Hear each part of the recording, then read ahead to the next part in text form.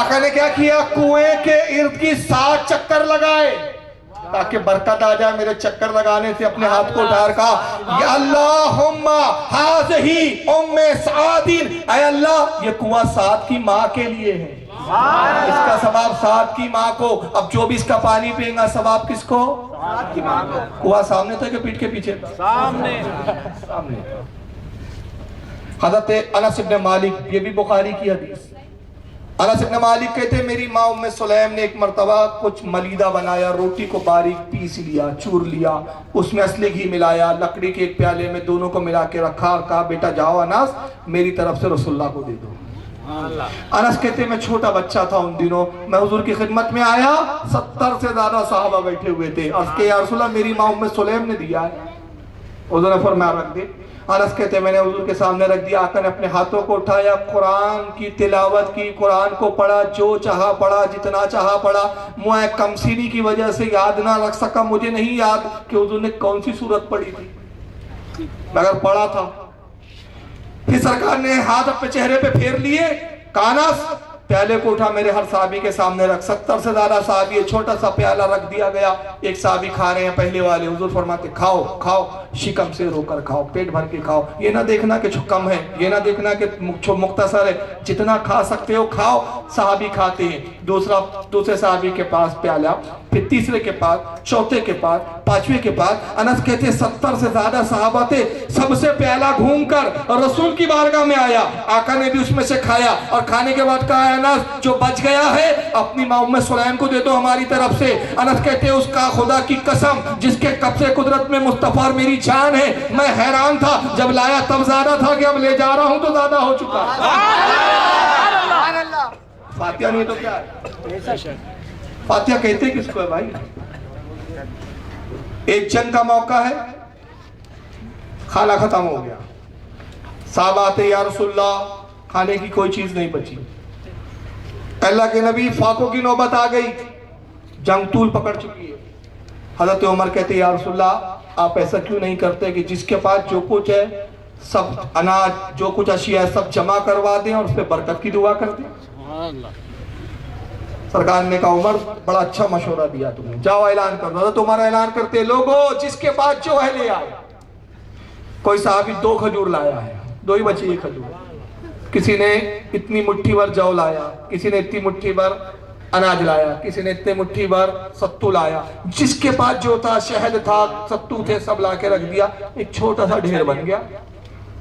حضور نے اس پر ہاتھ پھیرا اور اس کے بعد کچھ پڑھا، پھر اپنے ہاتھوں کو اٹھایا، ڈھیر سامنے ہے، مصطفیٰ ہاتھ اٹھا کے کہتے ہیں مولا تیرا نبی تجھ سے دعا کرتا ہے اس میں برکت ڈال دے، اس میں برکت عطا فرما دے۔ اور فرمایا لوگوں جس کے پاس جتنے تھیلے ہو جتنے برتن ہو اپنے سارے برتن لاؤ بھر لو۔ حدیث کے راوی کہتے ہیں ہر صحابی آتا برتن بھرتا جاتا، تھیلے بھرتا جاتا، جتنوں کے پاس جتنے تھیلے تھے برتن تھے حتیٰ کہ برتن بھر گئے، تھیلے بھر گئے، لوگوں نے اپنے رومالوں میں بھی بھرا، رومالوں کے بعد امامے کھول کھول کے بھر لیا، مگر قسم خدا کی سارے صحابہ بھر چکے تھے مگر وہ ڈھیر جتنا تھا اتنا کا اتنا ہی تھا۔ یہ برکت کا اس کو ہی فاتحہ کہتے ہیں۔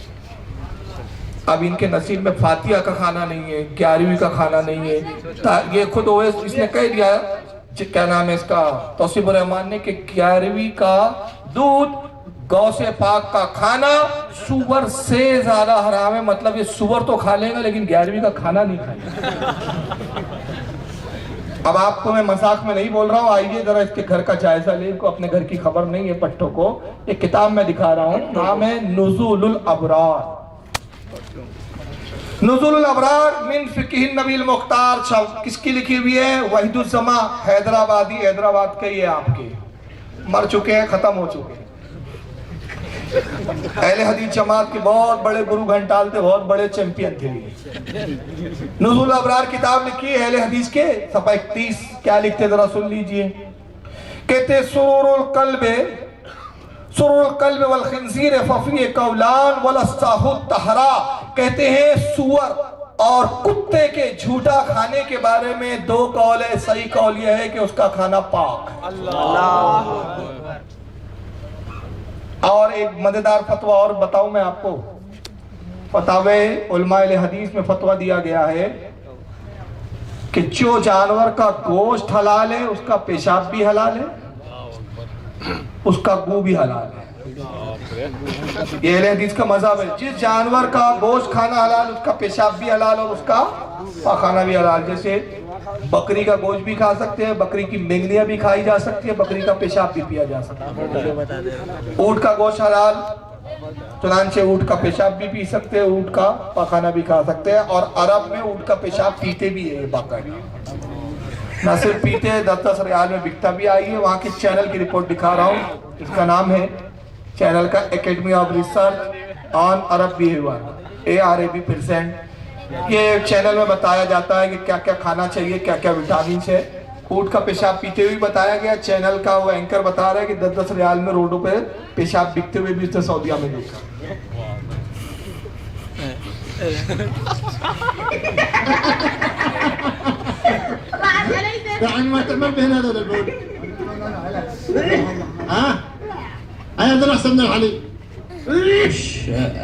camel urine. كم تبيعونه باللتر أو بالقارورة؟ 10. And they sell it over here for like 10 riyals. This is where you get like fresh camel urine, and if you want.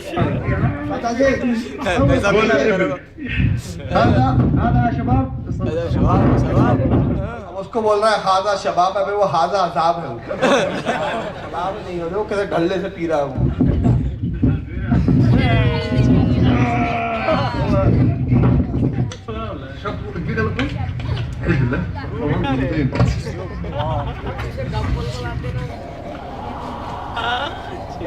یہ عورتیں بھی پی رہی ہے. اور ابھی ایک حال ہی میں میرے پاس ایسا بھی ویڈیو آیا, لیکن ابھی لیپ ٹاپ میں نہیں ہے میرے پاس, ٹیب میں ہے, جس سے پیشاب سے وضو کر رہا ہے وہ اونٹ کے. اونٹ پیشاب کر رہا ہے کنٹینیو اور یہ وضو کر رہا ہے کم بخت وہاں پہ نزدیک. کیوں؟ آپ کو لگ رہا ہے یہ نعوذ باللہ اور معاذ اللہ, ان کے نزدیک تو اونٹ کا پیشاب ہی پاک ہے. جب پاک ہے تو پیتے بھی ہے, وضو بھی کرتے ہیں, تو سنیوں کو پھر ان سے لڑنے کی ضرورت نہیں ہے. جب یہ آئے اور کہے کہ 11ویں کا کھانا حرام, تو کہنا بھائی ہمارے پاس ٹائم نہیں تجھ سے لڑنے کے لیے, تجھے اونٹ کا منہ پہ پیشاب مبارک ہو, ہمیں غوث پاک کی 11ویں پیشاب کی, ہمیں 11ویں کھانے دے, ہمیں بریانی مبارک. ابھی آخر کلپ اس پہ اختتام کریں گے اور اس کے بعد سوال جواب کی نشستیں رہیں گی. جس کو جو سوال پوچھنا ہو وہ سوال پوچھ سکتا ہے. اس وقت کے ان کے بہت بڑے علامہ طارق جمیل صاحب ہیں. یہ خود خدا کو توحید کو نہیں سمجھ پاتے ہیں, تو ان کی جہالت کا یہ عالم ہے کہ خدا کو زمین پر ہی بلاتے رہتے ہیں, اور جب تک خدا زمین پر نہیں بلا لیتے ان کی کوئی تقریر مکمل نہیں ہوتی. طارق جمیل صاحب کی تقریر سنیے کیا کہتے ہیں ذرا. پوری دنیا کے 700 کروڑ انسانوں سے جس محبت کا اللہ نے اظہار کیا ہے اس ایک لفظ میں, یا ایھا الانسان, یہ مجھے یوں لگتا ہے جیسے اللہ زمین پر اتر آیا اور ایک ایک کے کندھے پکڑ کے کہہ رہا ہو, کیا کر رہے ہو, کیا کر رہے ہو, یا ایھا الانسان, او میرا بندہ, میں تو تیرا رب تھا, تو نے مجھے کیوں چھوڑ دیا. یہ کہہ رہے ہیں کہ پوری دنیا کے 700 کروڑ, ان کو تعداد بھی معلوم ہے کہ دنیا کے 700 کروڑ ہے, جیسے پوری لسٹ لے کے لائے, انہوں نے کہاں سے لائے پتہ نہیں. 700 کروڑ انسانوں سے اللہ نے جو اس ایک لفظ میں محبت کا اظہار کیا ہے کہ اللہ فرماتا ہے یا ایھا الانسان, تو مجھے یوں معلوم ہوتا ہے جیسے اللہ زمین پر اتر آیا ہو اور ایک ایک کے کندھے پکڑ کے کہہ رہا ہو کیا کر رہے ہو. حالانکہ آج تک یہ الفاظ نہ کسی امام نے بیان کیے, نہ کسی نبی نے, نہ کسی ولی نے, اور نہ کسی ولی نے تصور کیا, نہ کسی نبی نے یہ تصور بتایا معاذ اللہ کہ اللہ زمین پر آ سکتا ہے. اس لیے کہ ہمارا عقیدہ یہ ہے کہ رب آنے سے, جانے سے, چلنے سے, پھرنے سے پاک. اللہ رب العزت حرکات و سکنات سے پاک ہے, یہ عقیدہ اہل سنت ہے. مگر ان کا عقیدہ کیا ہے, کہتے ہیں مجھے یوں لگتا ہے جیسے اللہ زمین پر اتر آیا ہو. حالانکہ ابو جہل کے لیے نہیں آیا, عتبہ کے زمانے میں نہیں آیا, کسی بھی نبی کے زمانے میں نہیں آیا, مگر ان کے زمانے میں آیا اور کندھے پکڑ کے کہہ رہا ہے کیا کر رہے ہو. تو ابو جہل کے کندھے ہلا کے کیوں نہیں کہا کیا کر رہا ہے. اور پھر دوسری گستاخی یہ کی جس سے پتہ چلتا ہے کہ ان کو اللہ کی توحید کے بارے میں کچھ بھی نالج نہیں ہے, بس کہ کیسے عالم بنتے اللہ جانے. کہتے ہیں کہ اللہ کہتا ہے او میرا بندہ تو نے مجھے کب چھوڑ دیا؟ اللہ کو پتہ ہی نہیں تھا چھوڑا کب۔ تو یہ توحید کا ان کا حال ہے۔ اور یہ کلپ دیکھیے، جنت کے قصے سنا رہے ہیں، اور وہ جنت کے قصے سناتے سناتے رب کی، اللہ کی کتنی توہین کی انہوں نے، اللہ کی پناہ۔ اس سے اس شخص کا جاہل ہونا ثابت ہوتا ہے کہ کتنا بڑا جاہل ہے، اور ایسے جاہل کو لوگ اسکالر بولتے ہیں، ایسے جاہل کو اپنی جماعت کا امیر سمجھتے ہیں، ایسے جاہل اور گوار کو بہت بڑا عالم سمجھتے ہیں، جس کو اللہ کی توحید نہ سمجھتی ہو۔ آئیے ذرا سنیے کیا کہتے ہیں جناب۔ سب سے چھوٹے جنتی کو 80,000 نوکر ملیں گے، 80,000۔ لہذا سب کو پلانے والے ہیں، لیکن فرق بتانے کے لیے 3 طرح کے انداز اختیار کیے ہیں۔ سب سے لو لیول جنتی خود پی رہے ہیں، کافوری شراب ہے، خود پی رہے ہیں۔ اس سے اوپر مڈل کلاس آ گئی، جنت کی مڈل کلاس، وہ کہے ہیں یسقون فیہا کاسا کان مزاجھا زنجبیلا، انہیں زنجبیلی شراب پلائی جائے گی۔ وہ پی رہے تھے، انہیں پلایا جا رہا ہے، یعنی ان کو پلانے والے کبھی فرشتے ہوں گے، کبھی نوکر ہوں گے، کبھی جنت کی خوبصورت لڑکیاں ہوں گی جنہیں اللہ تعالیٰ نے مٹی سے نہیں بنایا، آگ پانی ہوا سے نہیں بنایا ہے، جنہیں اللہ نے مشک، عنبر، زعفران اور کافور سے بنایا ہے۔ ان 4 چیزوں سے بنایا ہے، مٹی نہیں ڈالی، مشک، عنبر، زعفران، کافور۔ پھر اللہ نے ان کا میک اپ کیا ہے، یہاں کا میک اپ تو اتر جاتا ہے، تھوڑی دیر کے بعد خود ہی اتر جاتا ہے، یا منہ دھو نہ ہو تو اتر جاتا ہے، لیکن اللہ نے ان کا میک اپ کیا ہے۔ وہ کیسے کیا ہے؟ اللہ اکبر، اپنے چہرے کے نور میں سے ان کے چہروں پر نور ڈالا ہے۔ اللہ نے میک اپ کیا ہے، بیوٹی پارلر ہے اس کے یہاں، اس کی بیگم چلاتی ہے بازار۔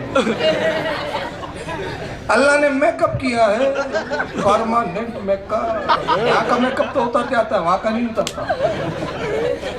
اور پھر کیسے کیا؟ اپنے چہرے کے نور کو حوروں کے چہروں پہ ڈال دیا۔ تو اللہ کا چہرہ کہاں ہے بھائی؟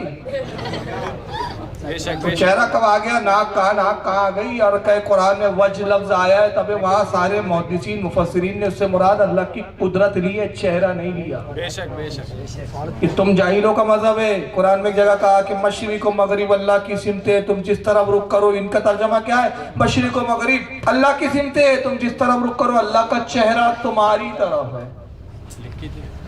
تو ہندو کے اور تمہارے عقیدے میں کیا فرق ہو گیا؟ وہ بھی کہتے ہیں کہ ایشور کا چہرہ ہے، اور ہمارا خدا چہرے سے، جسم سے، جسمانیات سے پاک۔ اسی وجہ سے یہی وجہ ہے کہ ہمارے علماء اہل سنت نے کیا ترجمہ کیا؟ مشرق و مغرب اللہ کی سمتیں ہیں، تم جس طرف بھی رخ کرو اللہ کی رحمت تمہاری طرف متوجہ ہے۔ چہرے سے رحمت ہے وہ۔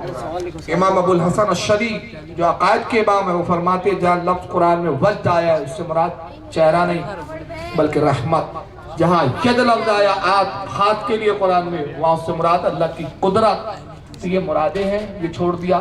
اللہ نے اپنے چہرے کا نور ڈال دیا، بیوٹی پارلر لے کے بیٹھا ہے۔ اس کی شان یہ نہیں ہے کہ وہ میک اپ کرے اور چہرے کا نور ڈال دیا اور یہ کر دیا، فضول باتیں جس کا نہ ذکر حدیث میں نہ قرآن میں، اپنی من معنی قرآن اور حدیث کو چھوڑ کر عقل کے گھوڑے دوڑا رہا ہے۔ ارے قرآن تو یہ کہتا ہے، اس کی شان یہ کہتا ہے کون فیکون، ہو جا، وہ چیز ہو جاتی ہے، اس کو میک اپ کرنے کی ضرورت نہیں۔ اب آگے تماشے دیکھیے خدا کی کیا توہین کی ہے۔ اپنے چہرے کے نور میں سے ان کے چہروں پر نور ڈالا ہے۔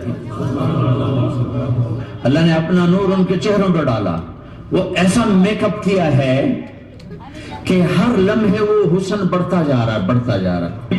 خالی ایک پتے کو دیکھنے میں بھی وہ لذت ملے گی کہ ساری کائنات تمہیں ملے تو وہ تمہیں لذت نہ ملے، تو کہاں جنت کی لڑکی، اس پر اللہ نے اپنے چہرے کا نور ڈالا۔ تو یہاں پلانے والے کون ہیں؟ جنت کی لڑکیاں، جنت کے خادم، فرشتے۔ ایک وی وی آئی پی کلاس ہے، وی وی آئی پی کلاس، اس میں اکثر غریب لوگ ہوں گے، اکثر۔ تو وہ وی وی آئی پی کلاس میں اکثر غریب لوگ ہوں گے، مالدار بھی ہوں گے جنہوں نے اللہ کو راضی کیا۔ تو وہاں کیسے چلا ہوگا سیشن؟ وہاں یہ ہے وَسَقَاهُمْ رَبُّهُمْ شَرَابًا طَهُورًا، وہاں اللہ خود پلا رہا ہو، وہاں اللہ خود پلا رہا ہو۔ آؤ آؤ تو میں برمنگم میں روکا، یہ لے میرے ہاتھوں سے لے، یہ لے۔